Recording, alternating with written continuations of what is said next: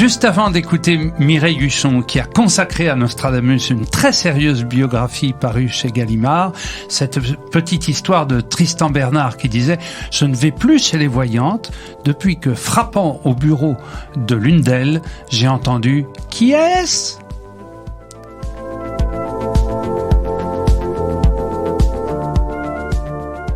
Mireille Husson, bonsoir. Merci d'accepter de répondre à quelques questions pour les auditeurs de Fréquence Protestante au sujet de Nostradamus, dont vous publiez la biographie chez Gallimard. Très bon livre, absolument passionnant, et au sujet d'un personnage que l'on peut qualifier de haut en couleur. Alors, ce Nostradamus se prétendait docteur, l'était-il, je ne sais pas, se prétendait prophète, à coup sûr, il ne l'était pas. N'était-il pas plutôt un grand mythomane ayant finalement réussi à asseoir sa postérité ? Oui, c'est un personnage particulièrement complexe, médecin, pas docteur, il n'a jamais eu visiblement son doctorat, il a été apothicaire, il a été donc astrologue, également c'est un homme de culte, il se veut un homme de culture.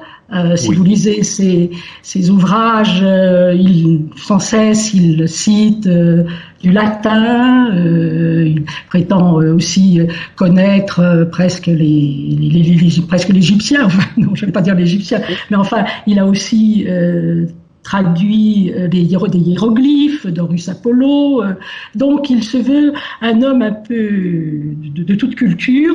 Il est on pourrait dire un humaniste, mais quelque chose est un peu chaotique en même temps. Hein? Oui, absolument, parce que il prend son bien partout.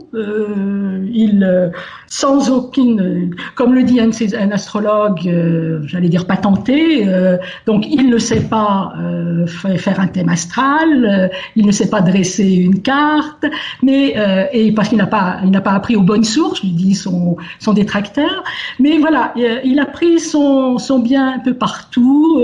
Il lit des livres un peu de tout ordre. Quand on regarde sa bibliothèque, il est fasciné par les livres de magie, même si il prétend les avoir brûlés, et entre autres ses livres d'alchimie, lorsqu'il écrit sa préface des prophéties, il prétend les avoir brûlés, mais en fait, quand on regarde ce qu'il en est, on se rend bien compte qu'il a continué à utiliser ces livres. Et je pense qu'il y a un personnage qui est Jean Rochelin, qui est un hébraïsant et qui a voulu faire une sorte de réconcilier un petit peu toutes les cultures, culture chrétienne, culture juive et différentes cultures. Et il me semble que c'est un personnage qui ressemble beaucoup, ce Jean Rochelin, qui est aussi, qui aime la Kabbale, qui aime les sciences occultes. Il ressemble véritablement à notre personnage de Nostradamus, et on a l'impression que Nostradamus est voulu un peu un nouveau Rochelin. On voit d'ailleurs que il y a un recueil de lettres de Nostradamus, de sa correspondance, qu'il a visiblement peut-être initié, même de son vivant, et qui porte le même titre que les lettres des hommes illustres de Jean Rochelin. Donc, c'est un personnage qui se veut à la frontière de beaucoup de traditions. Il ne faut pas oublier que Nostradamus est un néophyte.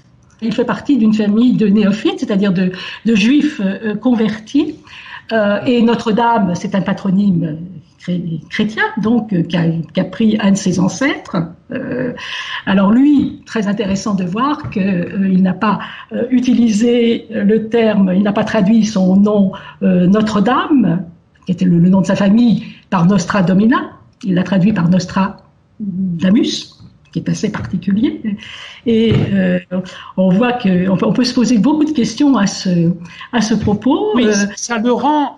C'est un versant de son parcours qui est assez sympathique. Mais je voulais vous poser une question sur son environnement historique. Est-ce qu'on peut dire que c'est un destin qui s'est au fond, d'autant plus épanouie que l'époque était, du fait de la réforme, des guerres et de la contre-réforme, une époque en plein bouillonnement. Et donc, au fond, un type comme ça pouvait trouver son destin. Oui, il a trouvé son destin, mais est-ce véritablement un épanouissement? Je ne sais pas. Oui. Donc, quand il était à Agen, il a été médecin à Agen dans les années 34 à 38. Il a été inquiété par l'inquisiteur de la foi. Parce qu'il y a eu un certain nombre de témoignages disant que finalement il était contre le culte des images, et en reprenant à des moines qui faisaient des médailles entre autres. Donc il a été là inquiété. Il a été aussi inquiété quand il était à Salon, lorsqu'il y a eu dans les années en 1561 un certain nombre de moments qui ont été marqués où on a fait la chasse, comme on disait, aux luthériens à Salon. Il avait dû, à ce moment-là, il avait été considéré comme luthérien, donc il a dû se... Oui, quand je dis épanouissement, c'est un terme un peu malvenu, mais on pourrait dire une réalisation d'un parcours un peu atypique. Oui, absolument, réalisation d'un parcours atypique, et puis il faut voir ensuite qu'il a été l'objet, en quelque sorte, certains l'ont vu comme papiste, d'autres l'ont vu comme luthérien. Donc il y a toute une querelle dans les années 60 où on se renvoie en quelque sorte la balle Nostradamus, et son fils Nostradamus, son fils César de Nostradame a lui voulu que son père soit vraiment un chrétien, considéré comme chrétien, alors qu'il y a une lettre, il y a un certain nombre de lettres de Nostradamus qui montrent qu'il avait des sympathies qui n'étaient pas du tout catholiques. Donc, et son fils, justement, avait voulu cacher cela à la postérité. Pour lui-même, sans doute. Ça s'est ressurgi au siècle dernier. Donc, voilà. Alors, la postérité de Nostradamus repose sur la prédiction. Alors, n'est-il pas un écran sur lequel chacun projette ses propres fantasmes, ce Nostradamus? Absolument. C'est tout à fait chacun projette ses fantasmes, comme vous le dites. Finalement, ces prophéties qui peuvent être vraiment utilisées à tout moment, parce qu'il s'agit de passer mise absolument à toutes les sauces, parce que il a généralement mis au futur des éléments du passé ou du présent. Et il est évident que vous avez, quand vous avez, je ne sais pas, feu, faim, terre affolée, ça peut être un peu à tout, ça peut être à toutes, comme vous dites, vraiment à toutes les sauces.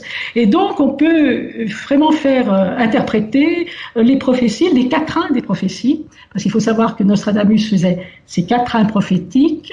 Et ça fait même pas 10 centuries. Alors il faut savoir qu'une centurie c'est 100 quatrains. Donc vous vous rendez compte que ça fait très peu de vers. Donc ces vers peuvent être peuvent être appliqués à tout des tas d'éléments différents. Alors qu'il faisait aussi par ailleurs des prophéties, non pas des prophéties, mais des almanachs et des pronostications chaque année. Qui avait un grand succès.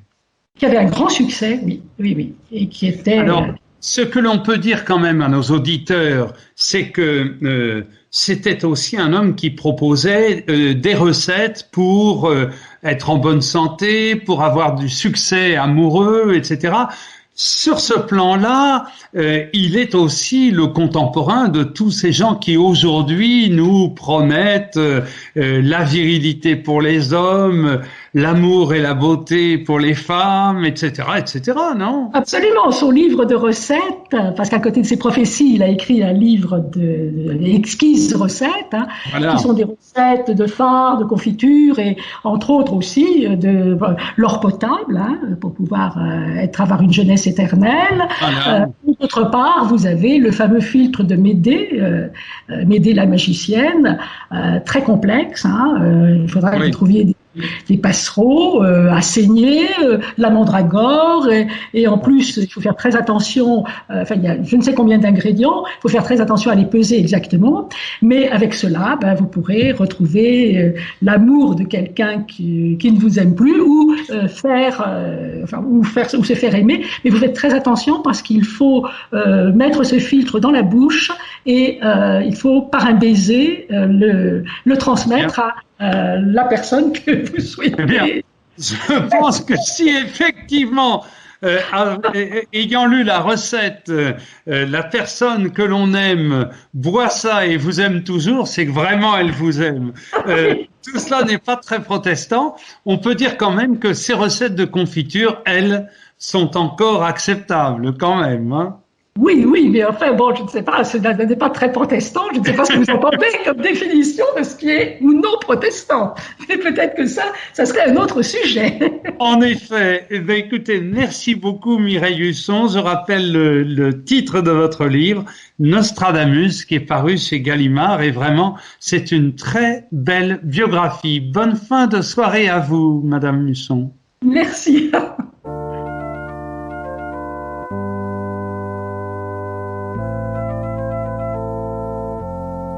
Sur Fréquence Protestante, Nuit Blanche.